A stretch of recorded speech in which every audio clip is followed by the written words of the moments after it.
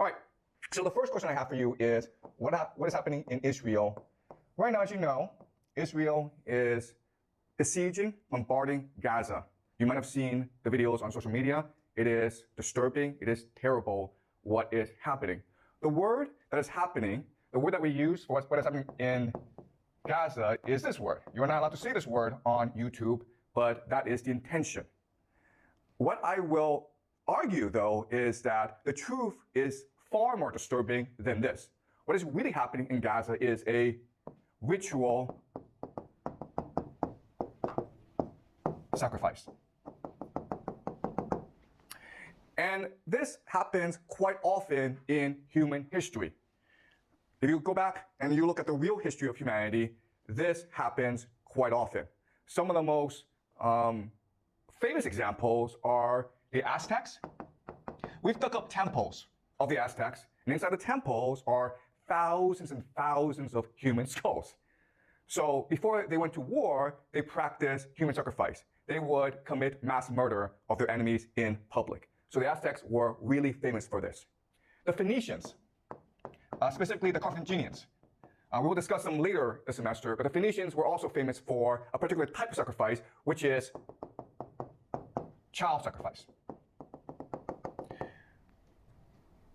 The Romans wrote histories insulting the Phoenicians for practicing this sort of sacrifice.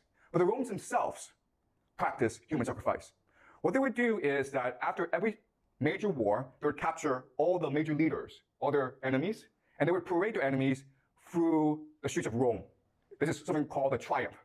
At the end of the triumph, they would gather enemies at the temple of Jupiter. Jupiter is their god. And then they would strangle to death their enemies. That's sacrifice. That's human sacrifice. They didn't call it that, okay? And they sort of disguised it, but we know for a fact that they did do this.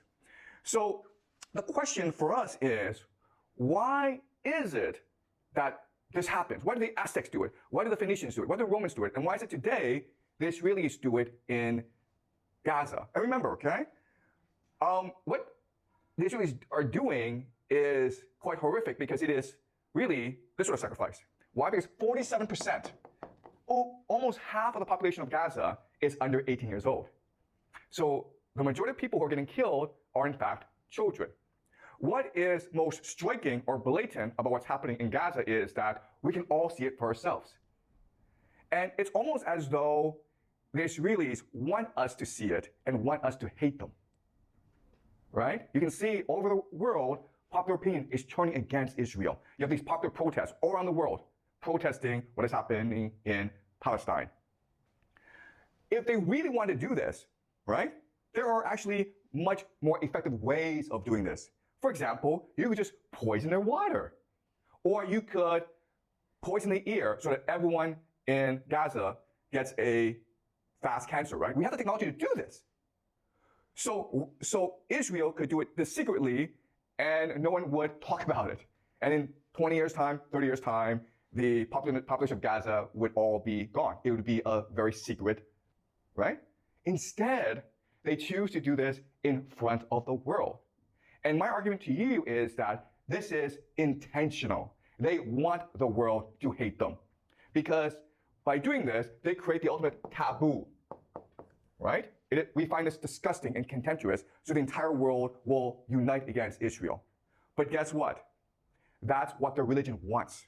In the extreme form of Jewish eschatology, or the religion, they believe that at the end of the world, Israel will fight the entire world, and God will help Israel triumph in the end. So what's really happening in Gaza is that there are extremists within the Israel government who want to accelerate the process of the end of the world, where Israel will face the world. And if you think about it, the entire idea of this ritual sacrifice is to unite the Israeli population. And what's extremely disturbing and horrifying about it is that this works. Why? Well, let's use an analogy, okay? The analogy is this. In Chinese history, the most popular military stratagem is to fight with a river behind your back. You guys have heard of this strategy, right? Where, okay, an army is losing, okay? It's being scattered by the enemy. So what the general does is forces the army to retreat to a river. And now with a river blocking your escape, you have a choice. You can either drown in the river or you can fight to the death. And most soldiers will choose to fight to the death.